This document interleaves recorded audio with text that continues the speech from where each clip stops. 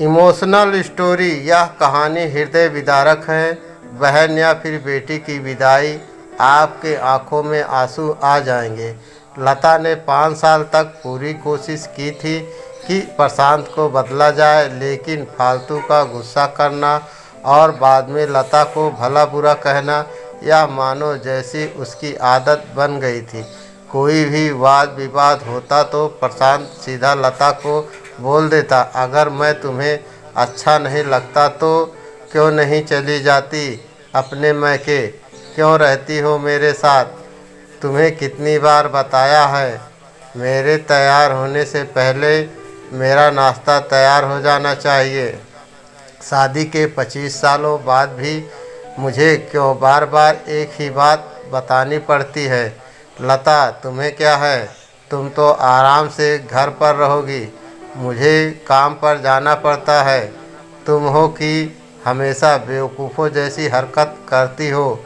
अगर तुम यह जानबूझ करती हो तो याद रखना, मुझसे बुरा कोई नहीं होगा। आज भी प्रशांत का पारा चढ़ा हुआ था। इन कट शब्दों में अपना गुस्सा उतारते हुए, गीला तौलिया कुर्सी पर फेंकते हुए प्रशांत गुस्से से लता की तरफ देखने लगा। लता के लिए प्रशांत का यह बेवजह का गुस्सा कोई नई बात नहीं थी। वह महीने में 3-4 बार ऐसे ही लता पर बरस पड़ता था। पहले पहले लता उसका विरोध किया करती थी, लेकिन जब कई सालों तक प्रशांत में कोई बदलाव नहीं दिखा तो लता ने खुद को ही बदल दिया। अब प्रशांत के कुछ भी कहने से लता को कोई फर्क नहीं पड़ता था। प्रशांत की हर बात को वो चुपचाप सिर नीचे झुकाए सुन लेती थी। शादी के पहले 5 साल तक लता ने पूरी कोशिश की थी कि प्रशांत को बदला जाए, लेकिन फालतू का गुस्सा करना और बाद में लता को भला बुरा कहना, यह मानो जैसी उसकी आदत बन गई थी।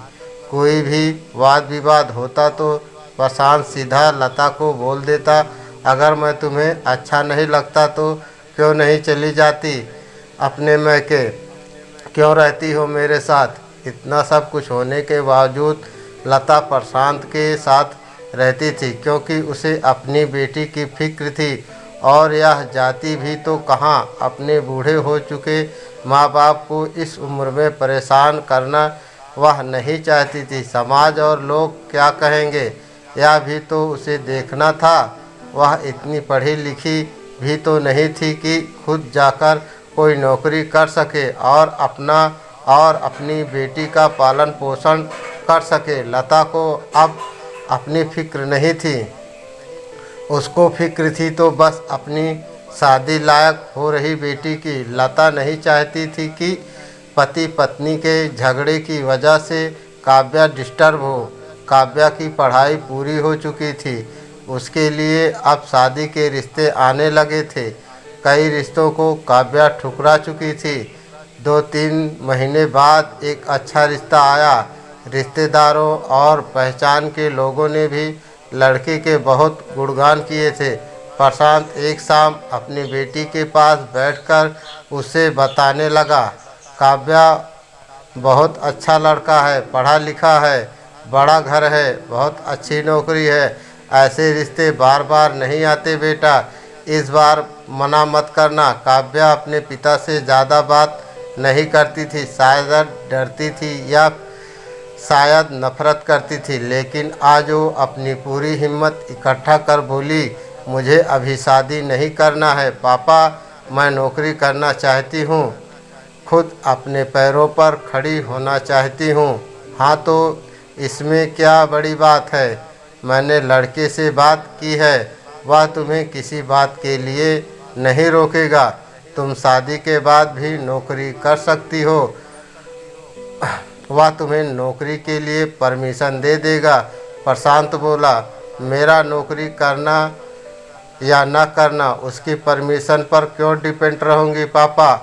काव्या ने पूछा, मैं कह रहा हूँ ना, तुम्हें किसी भी चीज़ की कमी नहीं होगी। वहाँ ऐसे रिश्ते बार बार नहीं आते, इसे ठुकराना मत, बहुत खुश रहोगी तुम वहाँ। प्रशांत बोला, पापा क्या मैं उतनी ही खुश रहूँगी जितनी मम्मी इस घर में खुश हैं?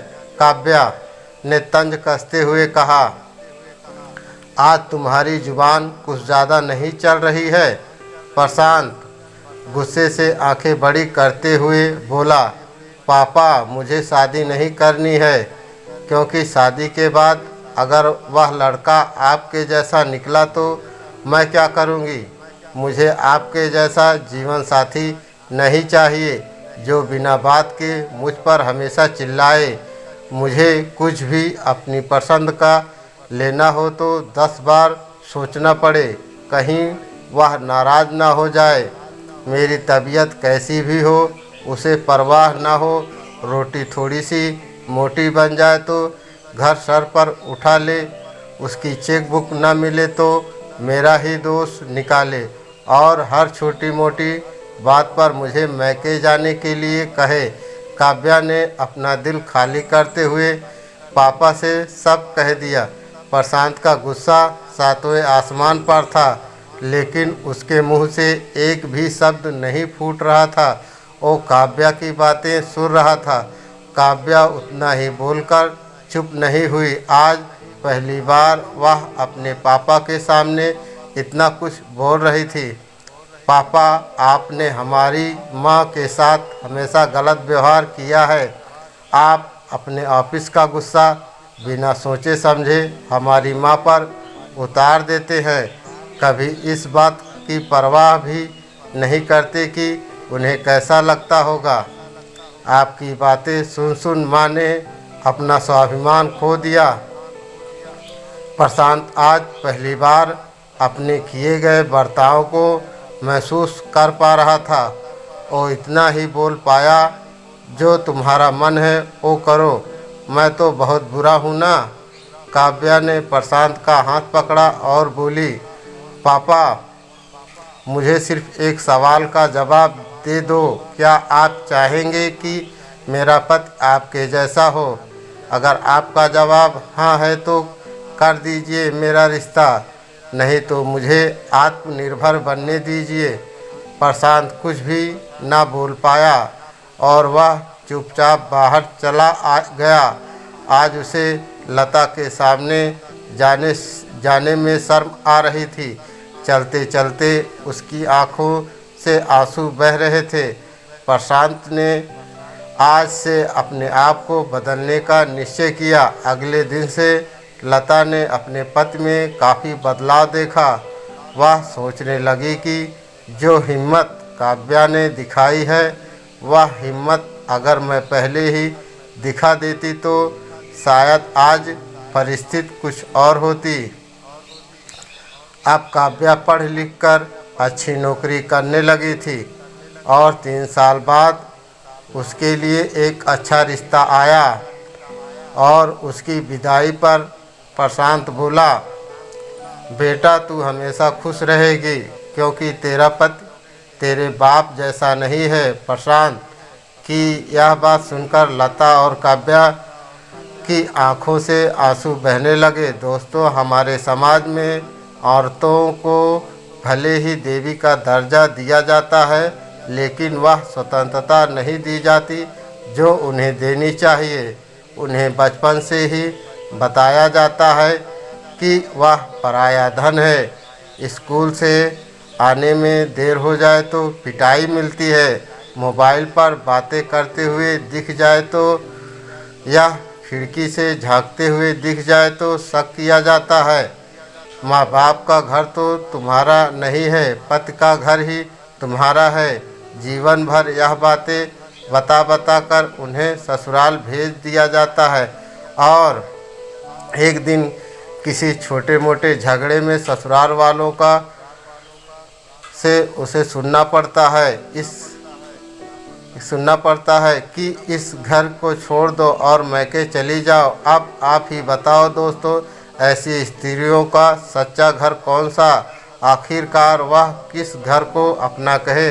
दोस्तों, उम्मीद है यह कहानी आपको दिल को छू गई होगी। ऐसे ही सीधे दिल तक उतरने वाली कहानियाँ पढ़ने के लिए आप हमारे YouTube चैनल से जुड़ सकते हैं। सो फ्रेंड, वीडियो को लाइक करें, चैनल को सब्सक्राइब करें। Thanks for watching my story video.